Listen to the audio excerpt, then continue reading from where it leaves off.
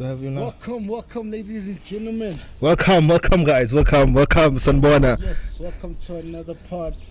This is 4 and 4. 4 and 4 for founders And for innovators. For innovators.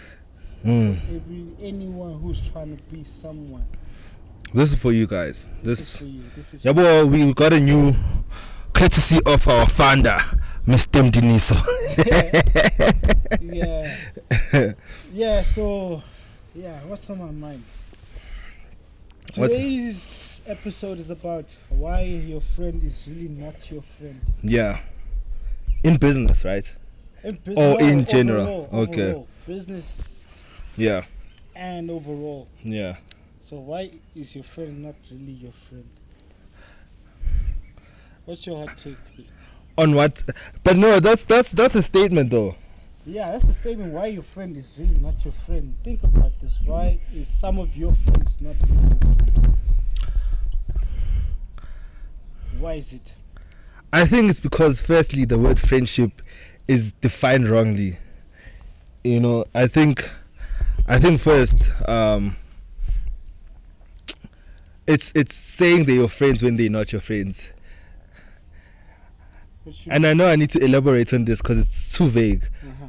But like, when your friend is not really your friend, is when your friend is not your friend. And I know it makes no sense. But I think you need to phrase the question because now there's a lot of. Okay, let me tell you where I'm going this. Yeah, I need to know what you mean by that. Okay, I was reading a post by MJ DeMarco and he was saying the reason you are not successful is because you follow people who are not successful, mm-hmm. and you are around people who force you to lower your standards. That's why. So think about this. Sometimes the people you love are the ones that hold you back. True. Like your friends. As much as you love your friends, they could be pulling you down.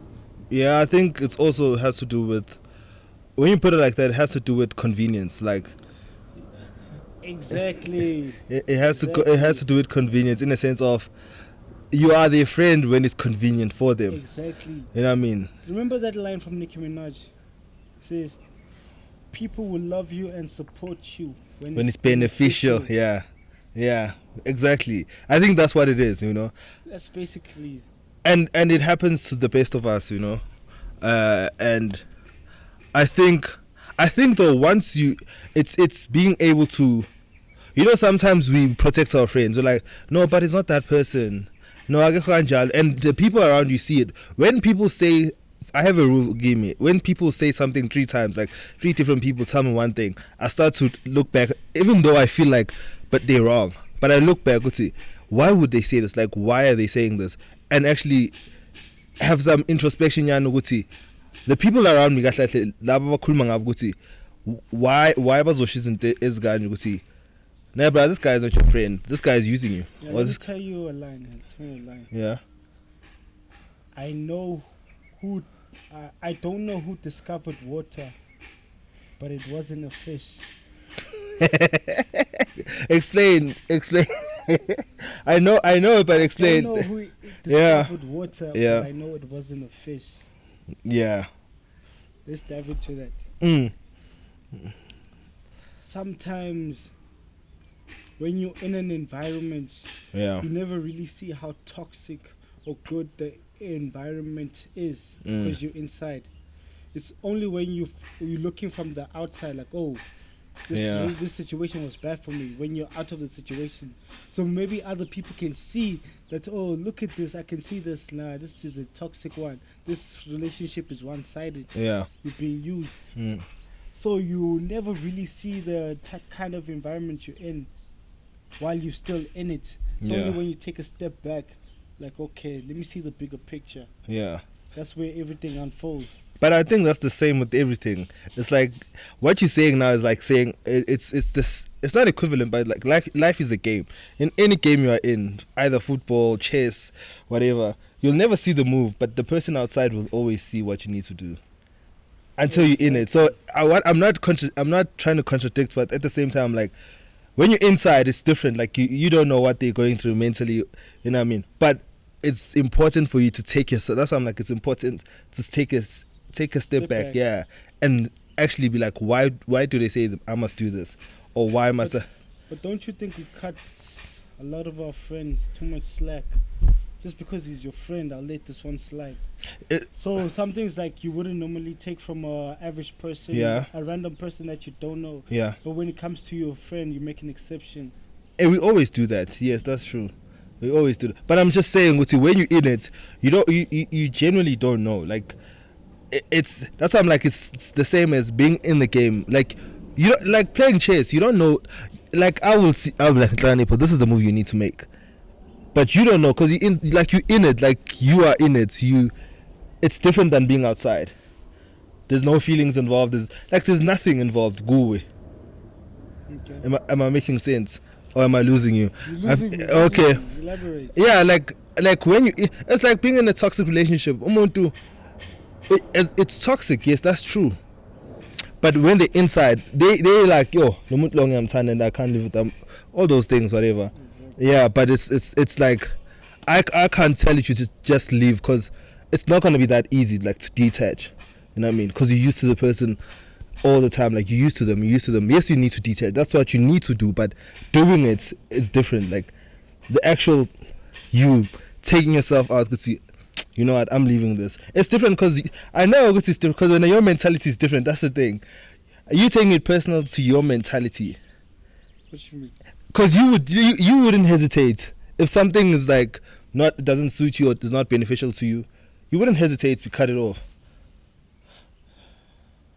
Yeah, you at a point where easy. Exactly. It's not easy, but it's a must. Exactly, but you would do it because despite how you feel, when you're at a point where despite how you feel, you do what you need to do. Exactly, like as we were talking earlier on. Like, yeah. As a friendship, we must look at how we both benefit from this friendship. Yeah. It can't be a one-sided thing. Like, no. It can't be one-sided. You see, that's the thing. But the thing is, I look at this because it's like this. Yeah. It doesn't matter how good your average stats are as an individual. Yeah. Because as long as your team points it down, you're all down. True. That's the thing. Yeah. You ever heard the expression, one rotten potato spoils the whole batch? Yeah, I've heard that. It goes back to your points of the friends you keep. The friends you keep. Yeah, the surroundings. So why your friend is not really your friend? But it's a two-way street. Exactly. It is a two-way street. Because the reason why, because I was looking at this one-sided, and then a friend of mine, Tommy, shout out to Tommy. Yeah, and then he was saying, imagine we're friends and I'm progressing, but I'm still withholding all the information from you. Yeah. So am I really your friend? No. And there are those friends. Or do I really want to see you win or myself win? What is it? I think it's your ego, it's your pride, it's you wanting validation in the sense of you want me to always be saying, yeah, yeah. It's that you coming to me. Yeah, you want all the praise because you know if I plug this one, he's gonna probably do better than me. So pass me, and that's my problem. So it's a two-way street. Yeah. So it's not necessarily one-sided, but there are those friends who are in a better position instead of because like goes to the thing expression crabs in a barrel. Yeah. Yeah. It's like instead of me pulling you down, why aren't you lifting me up? Yeah. Yeah. So it's a two-way street. It is. It is a two-way street. It's definitely a two-way street. But I think you must. That's the thing. That's how I'm like. You must be able to recognize, like, take yourself back, and recognize what type of surroundings, friendships you have, so that you can actually see as you say, what am I benefiting? Like, what, like. What, like, sometimes I feel like really you should, if you feel you're not benefiting from your friends, be like, tomorrow, let's talk about this. Yeah. Exactly. Or yes, you're my friend or whatever. But like, what I think that's why now I have. Okay, no, I'm not gonna go there. But it's I don't want to go there. It's a whole different topic. But you need to just literally leave not cut them off, but cut them off. You know, like don't. There's some people who just, they're acquaintances. Like, I'm cool with you, you're cool with me. There's no beef, but I'm not gonna have you around. They say you never really know who's riding with you until you park. So sometimes when things are going good, you'll never really know who's your friend. Yeah, true. But that has a thing is, but this is a biblical version I have, in a sense of sometimes people say friends are, and it's from shout out to my shop. He preaches something. It's like sometimes people say days are dark, friends of you, but but sometimes there's only so far friends can take you. Sometimes you're gonna have to literally carry the cross yourself, you know. Like, you need to face your God and face the challenges with your God on your own, yeah, in a sense, you know, whoever your God is, and your friends and family are not going to be there for you. Like it's the same as going to bed at night. That's you literally facing your demons alone. Your friends are not there. Yeah, you can call them, but you're still going to drop the phone and go to sleep.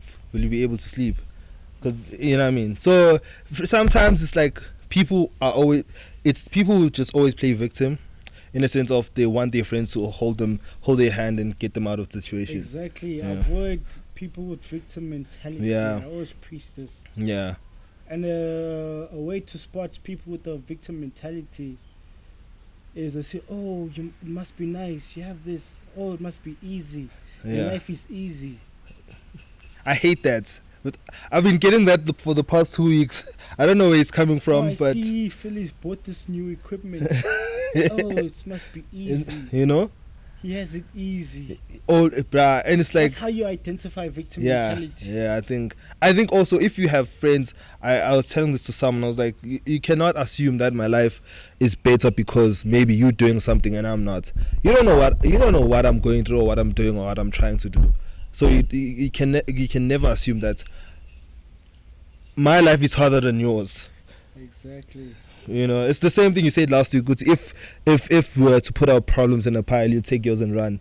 Exactly. You know, it's the same thing as that. So it's, friendships are they hectic. It's hard to navigate. But I think for me, it's hard to even speak about, because I have various situations like that happen. But I'm at a point, I don't even want to tell people, when are you a bad friend? When it is what it is. Okay, like, I move on. How do you spot?